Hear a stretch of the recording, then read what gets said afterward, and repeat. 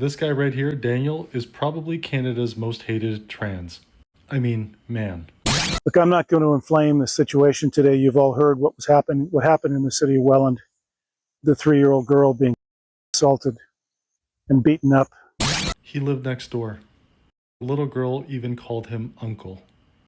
Apparently, this individual was just recently released from jail as well. This shows that you can commit these kind of crimes and you're back out in the street, and within a few months you commit the same crimes again. And when did we get to the point where convicts still get a preference in where they stay? I mean, I feel more comfortable over here. Oh, that's right, criminal. No matter what you've done, unless somebody can make a compelling case otherwise, then you should just be able to go where you want to go. Well, how about my compelling case is if you've messed up bad enough that you're in prison, then you no longer get to go where you want to go. That's kind of the point of prison, is that you no longer go where you want to go. Because if that's the case, every single inmate should just say that they'd be more comfortable at home. I identify as a homebody. I'm not meant to be in prison. I need to be at home. Okay, if you guys know me and my channel, you know that I don't usually cover anything unless I think I can make it fun. But this one, I debated on whether or not I wanted to talk about it in the first place, because I'm really going to have to watch my wording, which I know when I really have to watch my wording, there will always be people in the comments that are like, well, why don't you just say this word? Well, why don't you just say that word? And it's because YouTube won't allow me. Believe me, I would rather tell this story exactly the way it is, because I think it is important that people know what's going on, not only with trans in that particular way, which I put the trans in quotes on that, because I don't want them to paint an entire community a particular way. But at the same time, with myself being a part of the LGBTQ community, I feel like we have a responsibility to call these things out and to say that there need to be guardrails on this particular classification once again. Because the way it used to work when I was younger is that trans people had to actually go through evaluations, and there was a whole process to being or identifying as being trans, which I don't know where the identifying came from, because most trans people when I was coming up wanted to live a quiet, private life, didn't want to be identified as trans for the rest of their life. Technically, that was kind of defeating the purpose for what they were trying to live as, or the experience that they wanted to live. Also, trans people when I was younger weren't confused in the way that they actually thought they were becoming that particular sex. They were very real about that too.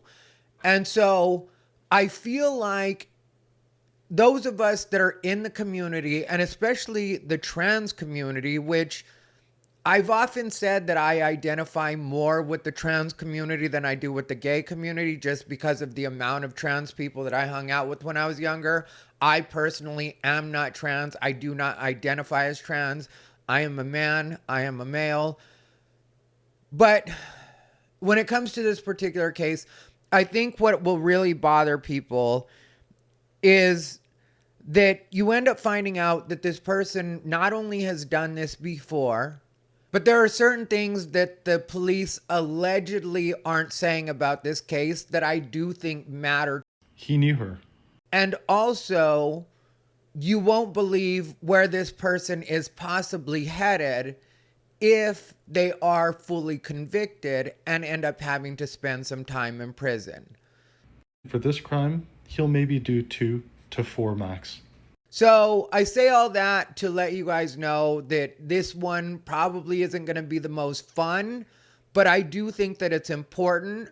And I do want to mention that one of the sources that I went to for this is Reduxx, which, if you know Reduxx, they are a feminist publication all about women's rights. I have gotten into it with certain members from Reduxx on X before, but to me, that part is kind of like pro wrestling. Like some of the stuff that we talk about that intersex is very important, and that part is very real. But getting into it with people on X for me is a lot less serious than a lot of people would think it is. Like, yeah, we'll go at it. But if I know that we have a common goal and I know that we're trying to look out for what are truly vulnerable populations, because lately everybody's become the most vulnerable, which that's not the way the word most works. But when it comes to having this common interest of protecting particular populations, even if they don't see things exactly the way that I do, I definitely can appreciate the work that Reduxx does. And I've referenced them on my channel and even used their articles before. There's also a guy that I just found out about today. It's from Canada. His name's Mario Zelaya. I'm going to tell you how this stranger wasn't a stranger. And I'm going to tell you the truth and what actually happened. I hope I'm pronouncing that right. But he's very much giving the news on all of this. And so I'll be using clips from him as well. So I hope you guys can bear with me on this one, and that I'm going to have to watch my wording. But like I said, I think it's very important to shine a light on these things and show these injustices that are happening to people that would definitely fall under our most vulnerable in society. And hopefully Canada gets it together and does something about their laws, because apparently they don't even have a registry for this type of thing. And this here is what we don't have in Canada, which is one step towards a better solution. And I am going to ask that you like, comment, and subscribe on this one, because that's the only way this is going to get on the YouTube algorithm. And having as many eyes on these kinds of stories as possible is how we are going to possibly be able to inspire some sort of change, or really nudge our politicians towards understanding that these things can't just continue the way that they're going on now. So please do me the favor, like, comment, and subscribe, or at least like and share. Whatever you can do, do it. Comment if you can comment. That seems to help a lot. So let's get into it.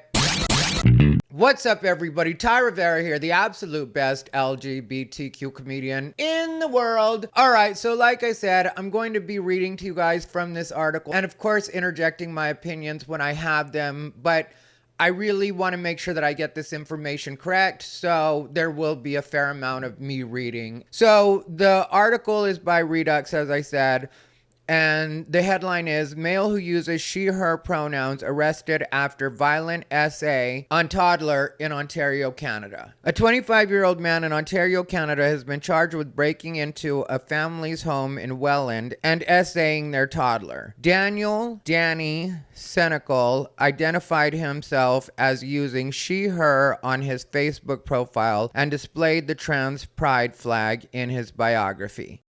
And see, that's a part of the problem right there, is that now in order to be trans, all you have to do is change your pronouns on Facebook, get a bad perm, put on some skinny jeans, and now you're a lady or a woman or however they want to say it. But it really makes no sense to me, and I do feel like that's a part of the problem. If you're going to live this way, it should take a diagnosis. You should definitely be under the care of a mental health professional, and it shouldn't be about, I'm just gonna say this. Huge part of the problem as far as I go. And I wish more trans people, especially the activists, would stand up to this and let these people know. But instead, the activist will make it seem like we should still respect this person's pronouns. We should still respect the way this person identifies, and that this is almost separate. Well, it's not really separate anymore, because this is happening more and more. And while I hate to point to a particular part of the population, when it seems to be becoming a pattern, I think that that's something we should be able to address, and something that needs to be talked about. Because obviously, we just had the mass shooter in Minneapolis who also was trans. So something's going haywire with this particular identification, if not the population. And either way, it needs to be looked into, and it definitely needs to be denounced by mainstream LGBT, if there is such a thing. On Sunday, August 31st, police and paramedics were called to the home near Crowland. And by the way, I know I'm going to murder some of these names, so correct me in the comments. On Sunday, August 31st, police and paramedics were called to a home near Crowland Avenue and York Street in Welland for a medical assistance call involving a young child. When emergency first responders arrived, they discovered the front door of the home showed signs of being forced open and the child was suffering from serious injuries. Now, according to sources, which I did get this from Mario Zelaya, and there will be a lot of me using allegedly in this, but allegedly this person, Dani Senecal, had broken into this house fully clothed and left in boxers. He got caught around 3 a.m. using tools to break into the home. He went in fully clothed at 3 a.m. and he walked out only in his boxers.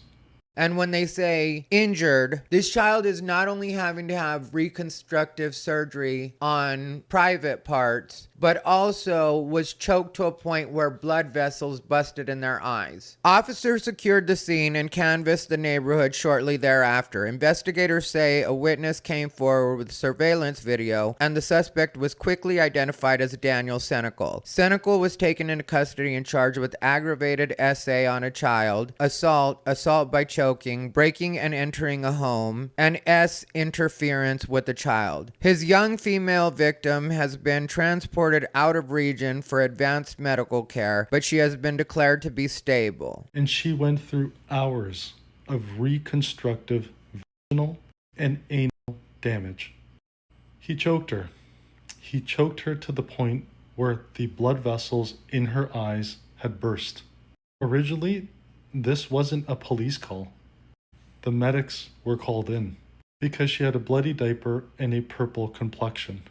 And obviously, when the medics saw it, they called the police right away.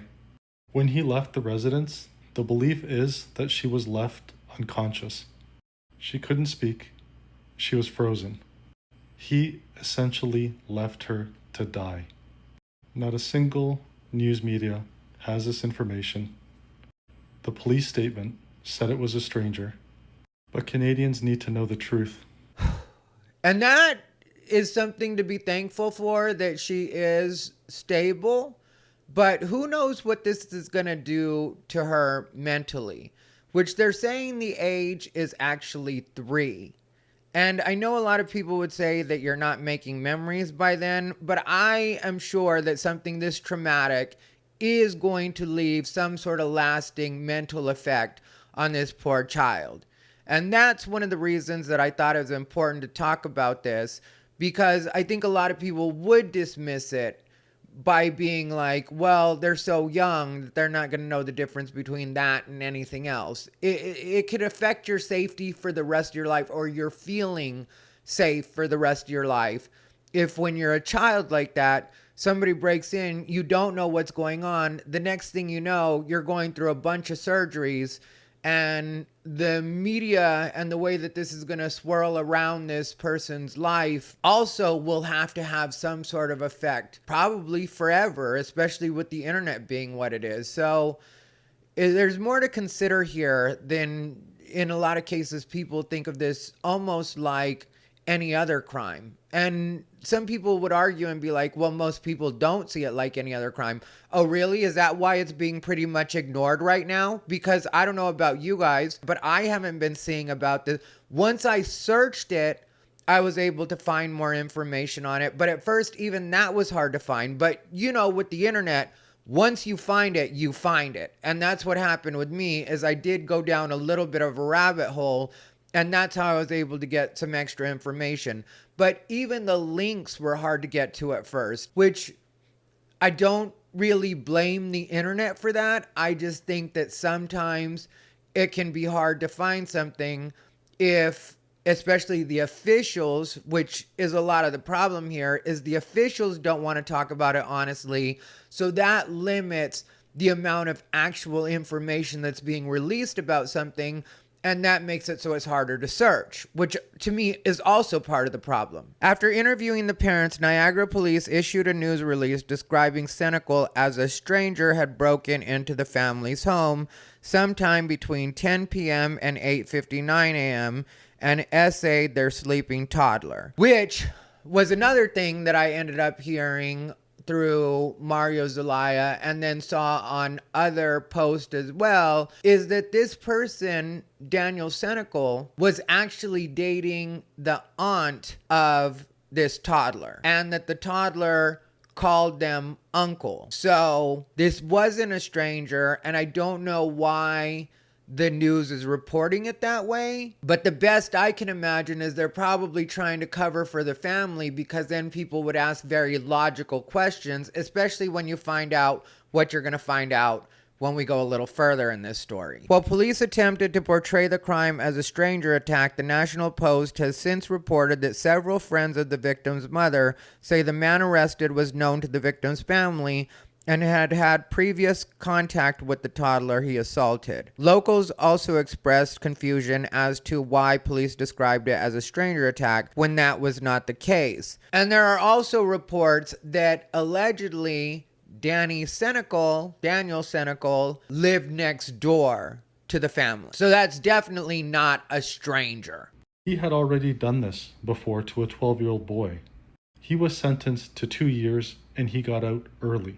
Another mother in the area told the National Post that Senecal had essayed her young son in 2021. She said he was arrested, charged, and after 2 years of court hearings was sentenced to 18 months in jail, but was released 6 months early in early March. And that too was another problem, because apparently the mother of the 12-year-old that had been the previous victim of this person, Daniel Senecal, had a discussion with the probation officer because of concerns that she had about this person being released. And the probation officer told the mother of the previous victim that it really wasn't an issue because Dani Senecal lives in another town. It turns out the other town is a 15-minute walk from the town that the victim lives in. So now, after just having been released in March, so basically 5 months later, he does this to a 3-year-old. So are we seeing the problem with only giving somebody 18 months and then letting them out 6 months early? So a year later, this person is back on the street.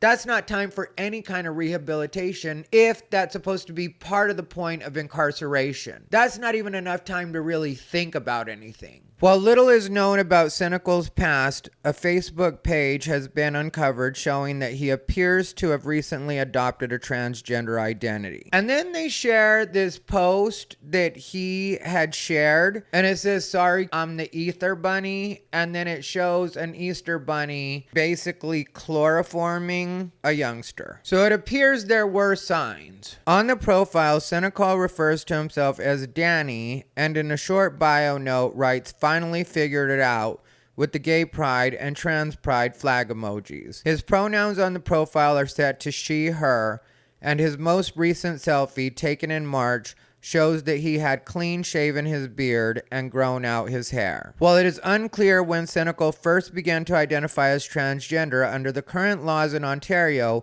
he is allowed to request housing and accommodations on the basis of his self-declared gender identity.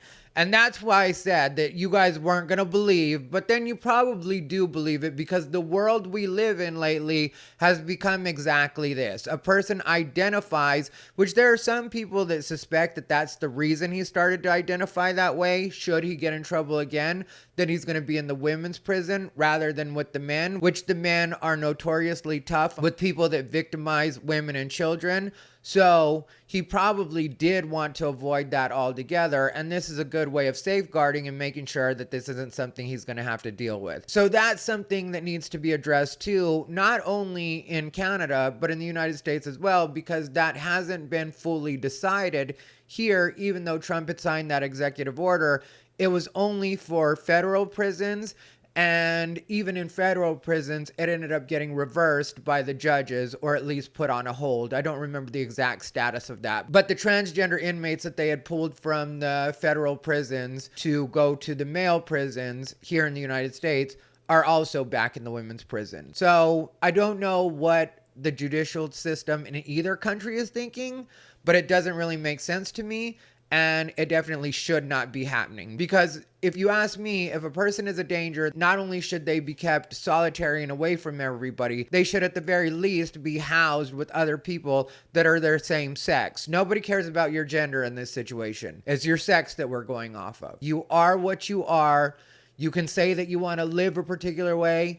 And if you're a good person and people around you respect it and people around you feel like that's genuine to what they're experiencing or what they're seeing, then we live in a free country and people are allowed to do that or address you the way that you want to be addressed. But as far as pretending that this is actual reality and you can change either your sex or your gender, up until recently, those two things have been synonymous. So let's all stop playing with each other when it comes to that. Facts are facts, and you belong where you belong. In Ontario, transgender inmates are generally housed according to their self-declared gender preferences, both in federal and provincial facilities, unless officials determine that serious safety or health concerns make it impossible. Well, I think this would fall under serious safety concerns. I honestly do. I think women are far more vulnerable to this kind of person than men would be. And I think that he's more of a threat to women than they could ever be to him. The Federal Correctional Service of Canada formalized this policy in 2017 and reinforced it in 2022 with the Commissioner's Directive 100, which requires placement based on gender identity or expression by default. Ontario's provincial system adopted a similar policy in 2015, instructing that inmates be placed according to their gender identity or housing preference, with exceptions only if authorities can prove compelling reasons. And that's where I think the general public in both countries, or all countries that have gone with this, need to just accept that a mistake was made. That's what it's been. A lot of people are going through some kind of brain fog or something for about 10 years there, where people were really feeding into this stuff. And now we've seen that it doesn't work out the way that people thought it was going to work out. And it's okay to admit your mistake and just say, look, this didn't work out the way that we thought it would. It didn't turn out to be what we thought it was. We were mistaken. The science has always been the science, and we need to go back to sane thinking. So even though certain countries, counties, states, provinces, whatever it is in your area may have thought certain things were the best way to handle something, it's okay to just admit that that was a mistake and right the wrong and go back to common sense. Because like I told you guys at the beginning, I am friends with many trans people. I never went for any of this extra stuff that everybody's talking about. So while some people will look at me and act like I'm the problem, I never was down for any of this, and none of my friends were down for it either. Nobody ever thought that. When I was younger, you think me and my friends never got in trouble? You think my friends never went to jail? They were doing S work for a living. Of course they went to jail.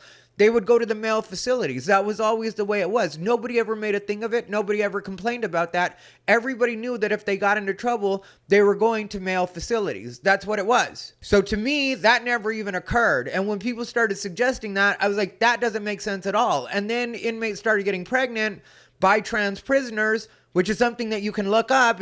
I mentioned it in one of my videos and even provided clips of people talking about how this was happening. And sometimes it was from our word and sometimes it was from consensual. But either way, it's something that's not supposed to be happening. And when did we get to the point where convicts still get a preference in where they stay? I mean, I feel more comfortable over here. Oh, that's right, criminal. No matter what you've done, unless somebody can make a compelling case otherwise, then you should just be able to go where you want to go. Well, how about my compelling case is if you've messed up bad enough that you're in prison, then you no longer get to go where you want to go. That's kind of the point of prison, is that you no longer go where you want to go. Because if that's the case, every single inmate should just say that they'd be more comfortable at home. I identify as a homebody. I'm not meant to be in prison. I need to be at home. The only province in Canada that has moved to defy the nationwide procedural consensus is Quebec, which recently adopted new rules surrounding the housing of transgender inmates. In June, Quebec's public security minister, Francois Bonnardel, sorry if I mispronounced that, announced that the province would now require transgender inmates in provincial prisons to be housed based on their anatomical sex at birth rather than on their self-identified gender. Well, thank God Quebec has some sense, and hopefully everybody else in Canada takes Quebec's lead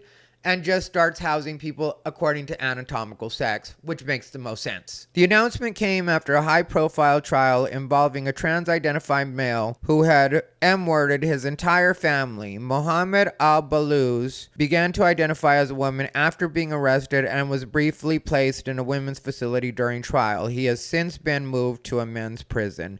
And that's exactly where he belongs. And that's the other thing. Once you have been convicted of a crime that requires prison time, I don't think any of the luxuries of identifying a particular way should still apply. When people are like, well, they still need to get their hormones and they still need she and her pronouns and they still, no, none of that. Nobody wants to play into any of that. If you wanted that kind of life, then what you should have done is made sure that you never did anything terrible enough that it got you put in prison, or understood that if you ever did do something that was that terrible, that you were going to lose those privileges to be addressed the way that you wanted to be addressed and to be able to have these luxury procedures and medications provided to you.